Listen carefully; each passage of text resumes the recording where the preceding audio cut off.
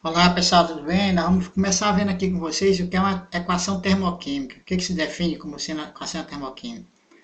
Na equação termoquímica você tem que ter o estado físico, você tem que determinar o estado alotrópico, você tem que determinar o calor da reação, a temperatura e a pressão que o sistema se encontra.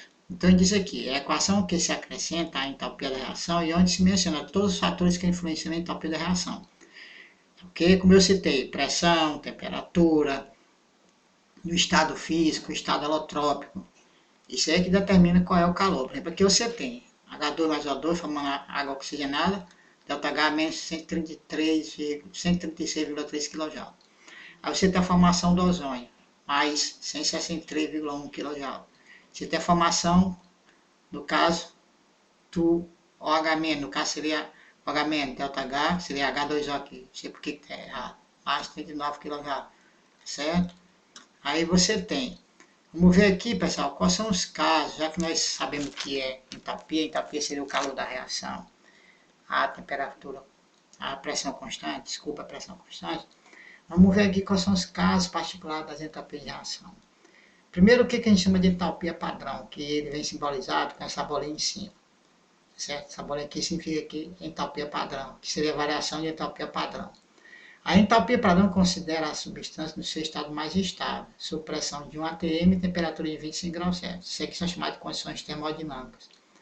Assim como qualquer outra forma de medida, a entalpia também tem como ponto inicial, ou seja, parte do zero. Por convenção foi estabelecido que a substância simples, em sua forma mais estável, tem valor de entalpia igual a zero, o que recebe o nome de entalpia padrão. Isso possibilita a comparação das entalpias de dadas substâncias nas mesmas condições de temperatura e pressão. A variação da entalpia padrão, ΔH padrão, se dá nas reações em todas as substâncias participantes. Se dá nas reações em que todas as substâncias participantes estão em seus respectivos estados padrão. Quer dizer o quê? Qual é o estado padrão? 1 atm, uma atmosfera, 760 ml de mercúrio, e pressão e temperatura de 25 graus Celsius. O que a gente chama de entalpia padrão de formação de uma substância? Observe aqui que apareceu, temos informação. Eu tenho, por exemplo, H2 mais O2 no estado gasoso para formar água gasosa. Então eu vou te dar nas condições padrão, exatamente, condição padrão qual é? Temperatura de temperatura 25 graus Celsius, pressão de 1 atm, você vai ter o ΔH daquela reação. A entalpia de formação, também chamada de calor de formação, entalpia padrão de formação e de formação, que é o ΔHF padrão, é a variação de entalpia, isto é, o calor que foi liberado ou absorvido na reação de formação de um molde de determinada substância, a partir de seus elementos constituintes substância simples no estado padrão. Estado padrão, repito, tem pressão 1 atm e temperatura 25 graus Celsius. A entalpia de combustão de uma substância. A entalpia de combustão, também chamada de calor de combustão, é a variação da energia liberada sob a forma de calor através da queima de um mol de qualquer substância, estando todos os reagentes no estado padrão. Temperatura de 25 graus Celsius, pressão de 1 atm. Entalpia de neutralização. Numa reação de neutralização ocorre quando um ácido reage com uma base formando água e sal.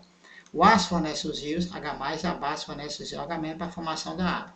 Então tá aqui, ó, um H+, mais um H-, você tem H2O. Isso é reação neutralização. Esse tipo de reação é chamada de neutralização, porque o pH do meio é neutralizado. O pH da água, no caso aí, é 7. Para que essas reações ocorram, é necessário que se libere certa quantidade de calor, pois apenas uma parte da energia dos rios é usada para formar ligações que resultam nas moléculas de água, enquanto que o restante da energia é liberado para o meio. Essa energia liberada é denominada entalpia de neutralização, ΔH de neutralização. Aí vem aqui, entalpia de neutralização é o calor liberado quando um mol de H+ reage com um mol de OH- para a formação de um mol de água. O ΔH de neutralização sempre é exotérmico, ΔH menor que zero. A entalpia de energia de ligação. Quando você tem a formação ou rompimento da ligação, você vai ter que ou liberar ou absorver energia. Então, isso aqui é a variação de entalpia verificada na quebra de um mol de uma determinada ligação química. Supondo todas as substâncias no estado gasoso e no estado padrão, 25 graus Celsius e 1 atm. O rompimento ou quebra de uma ligação química ocorre quando é fornecida a ela uma quantidade de energia, X quilocaloria. Concluímos que se trata de um processo endotérmico. O rompimento é endotérmico, certo? Precisa de calor para quebrar. Em uma contrapartida, a formação de uma ligação envolverá a liberação da mesma quantidade de energia, menos X quilocaloria, sendo então um processo exotérmico. Então, quebrar a ligação, cede calor, processo endotérmico, certo? E para você formar a ligação, isso, você vai formar o quê? Liberação de calor, certo? Toda vez que a gente trabalha em termoquímica, é necessário a gente ter o conhecimento da lei de Hess. A lei de Hess foi criada pelo químico suíço German H. Hess, que viveu entre 1802 e 1850, que é considerado um dos fundadores da termoquímica. O que diz a lei de Hess? O valor da variação de entalpia, o ΔH, para uma certa reação química é sempre o mesmo, independentemente do modo que é realizado.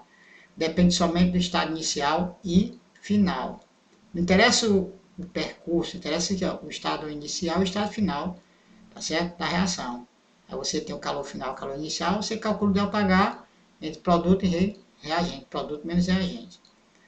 A consequência da lei de Hess. Como se trata de uma expressão matemática, ela tem consequências que nem a equação do primeiro grau, por exemplo. Na equação do primeiro grau, se você muda o membro, você muda o sinal. Se você multiplicar a expressão, você multiplica os dois membros, não é assim, pessoal? Lembro que é. A gente diz assim, a lei de Hess pode ser usada como uma equação matemática, por isso é possível realizar as seguintes ações. Inverter a reação química, nesse caso o sinal do ΔH também deve ser invertido. Multiplicar a equação, o valor do ΔH também deve ser multiplicado. Dividir a equação, o valor do ΔH também deve ser dividido. Então, vamos aqui, ó. Você tem aqui essa expressão. 4 NH3 gasoso mais 5O2 gasoso, produzindo 4 NO gasoso mais 6H2 gasoso. Aí você tem a primeira reação, N2 gasoso, 3H2 gasoso, 2 NH3 gasoso, menos 91,8 kJ. A segunda, N2 mais O2 gasoso para produzir NO2 gasoso, menos 180,6. Aqui é uma reação exotérmica, aqui é endotérmica. Na última, terceira reação, você tem 2H2 gasoso mais O2, produzindo 2H2O gasoso, reação exotérmica, liberado menos 483,7 kJ. Eu quero chegar nessa reação aqui em cima. Observe que a primeira reação, tá certo? Eu tenho que inverter essa reação bem aqui, ó. Por que eu tenho que inverter essa reação? Porque o NH3 está no primeiro membro, ele não está no segundo. Quando eu inverter a reação, ele vai mudar o sinal. Então, presta atenção bem aqui, ó. Ele inverte, no caso, ele inverte e multiplica por 2. Então, fica, ó, 2 vezes 2, 4. Tá? 3 vezes 2, 6. E 2 vezes 1, 2. Que era o N de 2, fica 2 N de 2. Aí ele multiplicou por 2, isso aqui foi para mais 183,6. Aí ele, quando ele fez isso, ele multiplicou também a segunda expressão por 2, mas não precisou ele inverter, ele continuou do mesmo jeito, só continuou o mesmo sinal, e 180 vezes 2 dá 360, né? E a última ele multiplicou por 3, ele multiplicou a expressão no mesmo sentido que está, aí ele soma as três expressões. Quando ele soma as três expressões, ele vai obter essa bem aqui de cima, ó. Ele vai obter a de cima. Então observe que o fato de você multiplicar, o fato de você dividir ou de você inverter, é semelhante a uma equação do primeiro grau. Se, por exemplo, eu mudo do primeiro membro para o segundo membro, eu mudo o sinal. Se eu multiplico toda a expressão. Se eu divido toda a expressão. Você lembra disso na equação do primeiro grau. Vamos agora para a outra. Vamos ver algumas questõezinhas aqui agora. O aproveitamento de resíduos florestais, foi o Enem de 2015, vem se tornando cada dia mais atrativo, pois eles são uma fonte renovável de energia. A figura representa a queima de um bio-óleo extraído do resíduo de madeira. Sendo o ΔH1, a variação de entalpia devido à queima de 1 grama desse bio-óleo, resultando em gás carbônico e água líquida. E ΔH2, variação de entalpia envolvida na conversão de 1 grama de água no estado gasoso para o estado líquido. Então tá aqui, ó, o bio-óleo, ΔH1 é a reação exotérmica, transformou. Aí, tu tá vendo aqui que tu vai ter que inverter a reação. Por que tu vai ter que inverter? Tu vai ter que chegar a água de líquida para gasosa, né? Então, você quer ficar positivo. Então, a variação de entalpia em quilojoule para a queima de 5 gramas desse bio-óleo, resultando em CO2 gasoso e água gasosa, ó, ele vai ter que inverter isso aqui, né?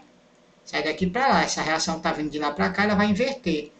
Então você vai pegar esse, que é negativo, e somar, mudando só aqui, que fica positivo. Então vai dar 16. Só que 16 seria 16 para 1 mol. Você multiplicando 16 por 5, vai para quanto? Tá certo, ó? Vai para menos 82 kJ por mol. Porque quando você fizer 18,8 menos 2,4, isso aqui vai ficar 16,4 vezes 5, dá exatamente menos 82 kJ. Você vê como é que se aplica, tá certo? A lei de Hess, num exemplo simples. Quando a gente fala em termoquímica, há necessidade de a gente dizer se a reação ela é espontânea ou não, se ela vai acontecer ou não. Quando você deixa um ambiente arrumado, ou vamos supor, imagina que você varreu a sua casa, daqui um dia, dois, você vê que a casa está toda suja. O que foi que aconteceu? A casa está fechada, sujou tudo. O que foi que aconteceu? Desorganizou, tudo era limpinho, tudo organizado. Ou mesmo se você deixar uma turma entrar na sala de aula, a turma entra na sala de aula. Naturalmente, todas as carteiras são desarrumadas. Então, a gente chama de entropia, é um fator natural do universo que faz com que as coisas tendam para o desarranjo total. E essa energia livre aqui é a energia que determina se o sistema é espontâneo ou não. Então, o que ele diz? A energia livre de Gibbs, padrão, que é o ΔG, certo? É uma grandeza termodinâmica definida como a diferença entre a variação de entalpia, padrão, e a temperatura vezes a variação de entropia em uma reação, de acordo com a equação abaixo. Então, ΔG padrão, ΔH padrão, menos T, ΔS padrão. Onde ΔH é uma função de estado chamada de variação de entalpia, que informa a variação de energia em pressão constante. Que a gente já viu a definição de ΔH. O T, a temperatura, é uma grandeza física intensiva, que é influenciada ou sofre influência das variações energéticas durante a movimentação das partículas. Eu posso aumentar, posso diminuir essa temperatura. O ΔH, a variação de entropia, é uma função de estado que informa a variação de energia em função do estado de liberdade das partículas. Maior ΔS significa maior desarranjo, tá certo? Significa maior entropia.